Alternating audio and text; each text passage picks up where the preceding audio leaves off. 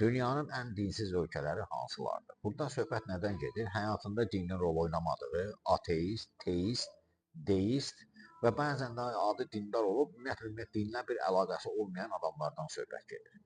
Yəni, dünyanın ən dinsiz ölkələri hansılardır? 5-ci yer Yaponiya. Əhalinin 65%-i özünü heç bir dinə aid etmir.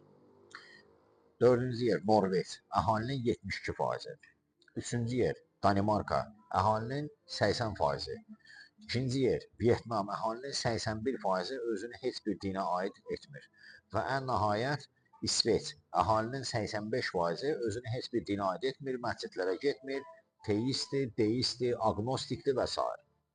Bir məsələni də qeyd edeyim ki, dünyada ateistlərin sayına görə ən lider olan ölkə Çindir ki, əhalinin 490 milyonu özünü konkret ateist sayır və heç bir dinə sitayiş etmədiyini, Allahı sitayiş etmədiklərini bildirirlər.